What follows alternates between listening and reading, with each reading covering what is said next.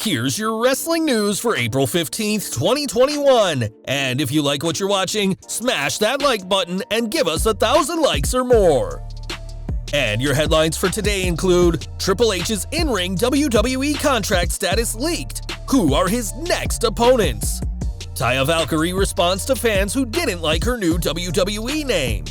Chris Jericho says AEW handily won the Wednesday Night Wars.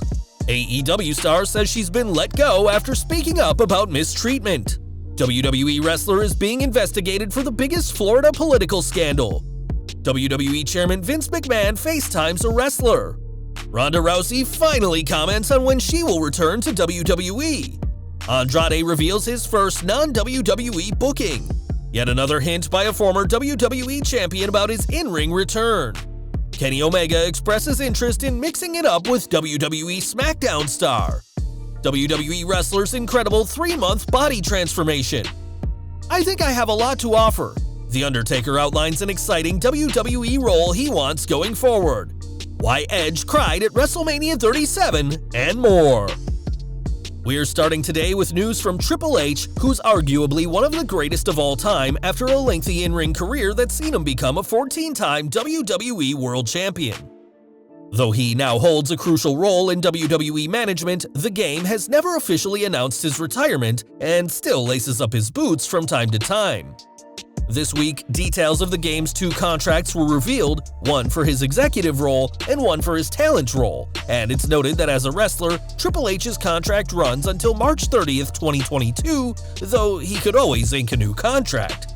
The deal reads, under this agreement, Mr. Levesque is entitled to a minimum guaranteed annual payment of $1 million, which the company is entitled to recoup from all payments under the agreement, including pay for performing in live and televised events and royalties for merchandise sold using Mr. Levesque's name and/or likeness.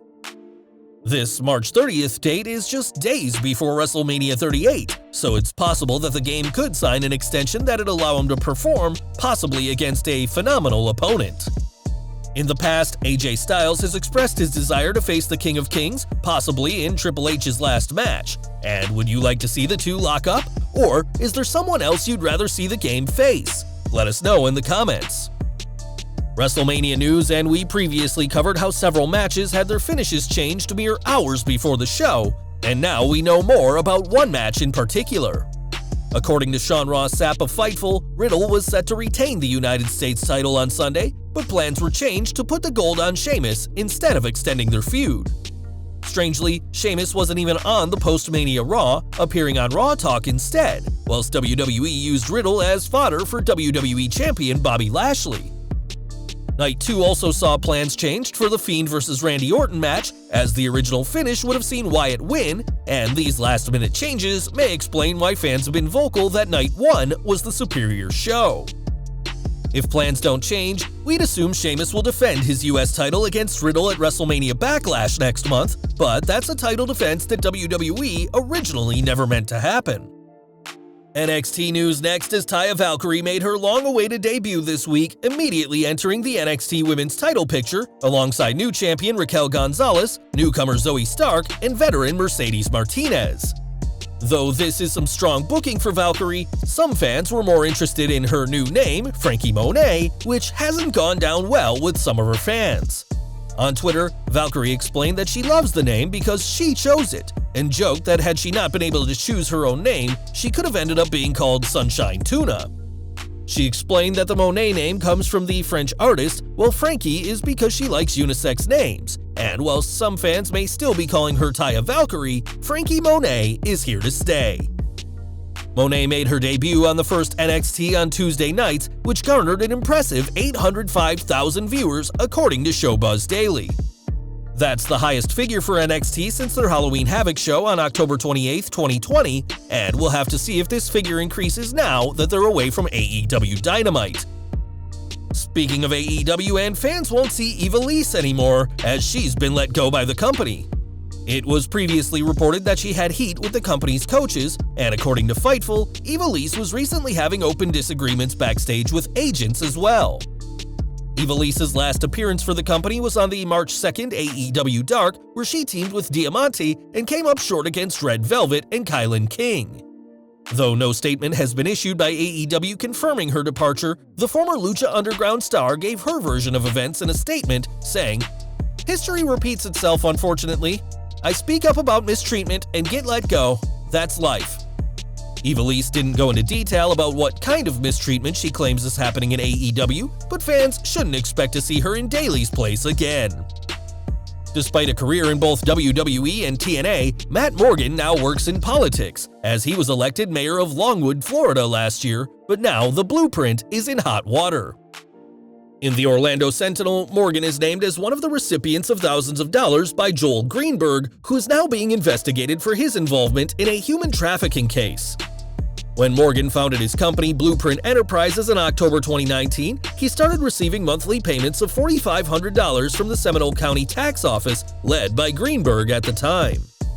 The Sentinel notes that there's no proof that the tax office has a contract with Morgan's company which would require these sorts of payments, and said that email records suggest that Morgan was named on a list of people, quote, assigned to promote Greenberg's office, in violation of his mayoral duties.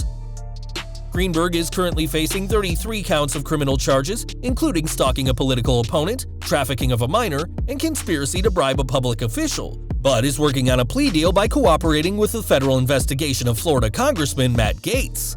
This is a huge scandal and could rock Morgan's political career, and we'll provide updates when more info comes out. Back to WWE, and as the head of NXT and heir apparent to the entire company, Triple H is a very busy individual, but he took a break from that recently to get a very important job.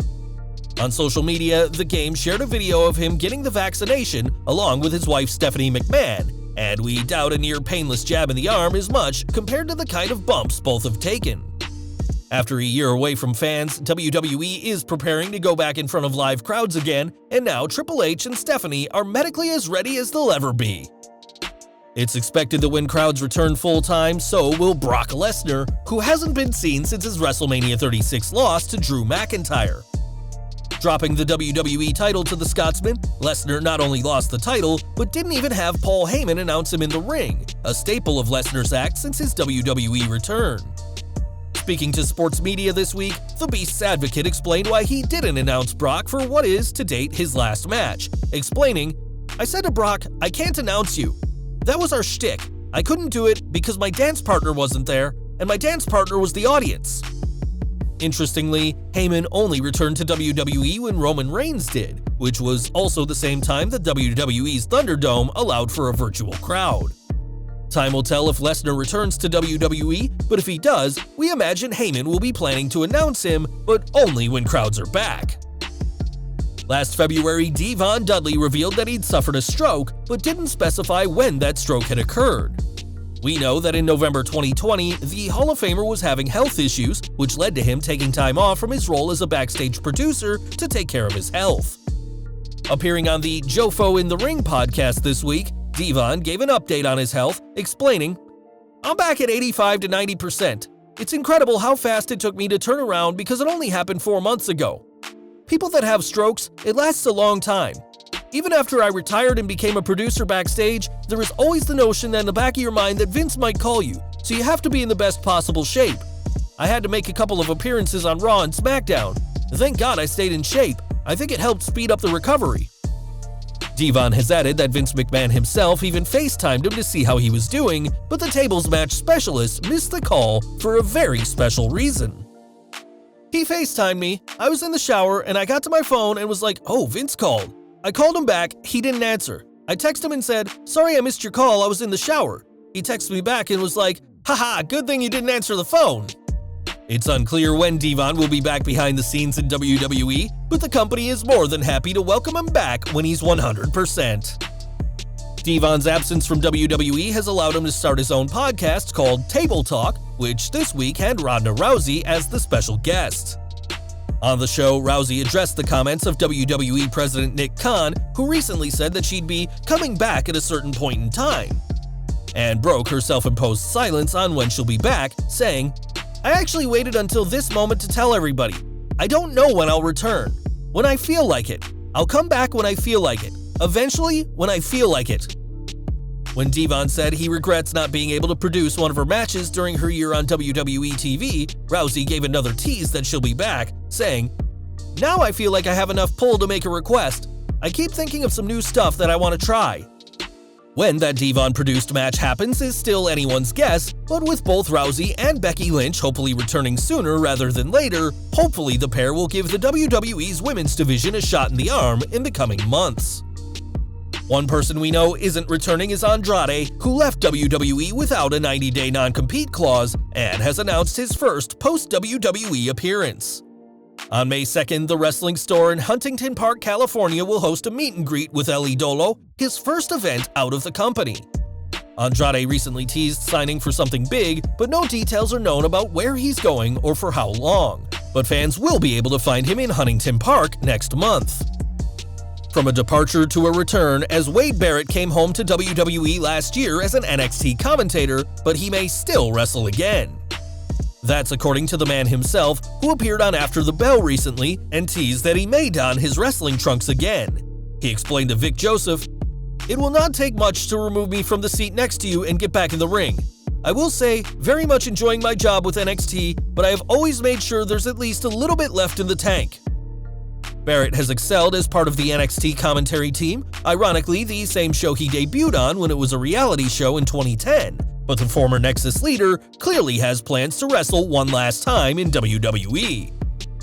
Back to AEW, in this year, Kenny Omega has competed on both Dynamite and Impact Wrestling, but he also has his sights set on WWE. When a fan asked Buddy Murphy who his dream opponent from outside WWE would be, the Australian name-dropped Omega, which caught the interest of the reigning AEW champion. In a tweet of his own, Omega said that he enjoys watching Murphy, adding that it'd be cool to mix it up with him in the ring.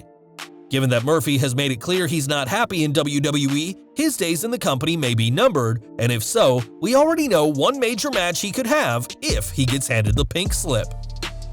One person not going anywhere is The Miz, who recently had a top WrestleMania feud with Bad Bunny and looked absolutely shredded doing so. On Instagram, the A-lister showed off his incredible physique with 2 pictures that are 3 months apart, saying that a rigorous exercise regime and strict diet has allowed him to drop 14 pounds. Now at 206 pounds, Miz could be challenging for the NXT Cruiserweight title, and we're certainly impressed by the results of the past 3 months. Last November, The Undertaker retired from WWE, but after a 30-year career in the company, it's hardly surprising that the dead man isn't ready to say goodbye just yet.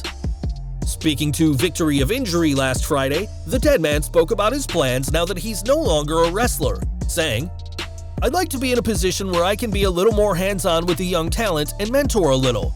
I think I have a lot to offer. I still have the passion. I know my days are done making the slow walk, but I still have a passion and love the business and want to see the business continue to grow." Adding that he is already working on some projects out of the ring, the Phenom noted that he's already been talking with Triple H about working in Orlando with the NXT roster. As one of the most respected and decorated stars in wrestling history, having The Undertaker work with the next generation of superstars is a huge score for the Gold brand, and we're excited to see what the dead man will accomplish in the next chapter of his wrestling career. And we're ending with WrestleMania news, as this year's show was obviously a big night for everyone, but it was especially important for Edge. Not only was it WWE's first show in over a year with live fans, but Night 2 was a decade to the day that Edge retired, vacating the World Heavyweight Championship in 2011. Speaking to Scott Fishman of TV Insider, Raw Women's Champion Rhea Ripley spoke about the opening of Night 1, where superstars gathered on the stage, and a moment she shared with the Rated R Superstar.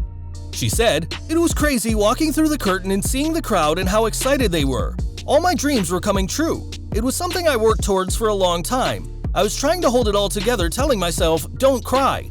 Then I looked over to Edge near me, and he had tears in his eyes. He nodded at me and winked. I just lost it. I could not hold it together. Then I saw this fan in the front saying, 'Hey Rhea, you got this, you're going to kill it,' giving me this pep talk. Next thing I know, I'm being shown on the big screen." WrestleMania was a huge night for Ripley, who traveled across the planet to make it in WWE, so it's not hard to see why both she and Edge shed tears during the Night 1 opener. Well guys, that's our news for today. Please share your comments below.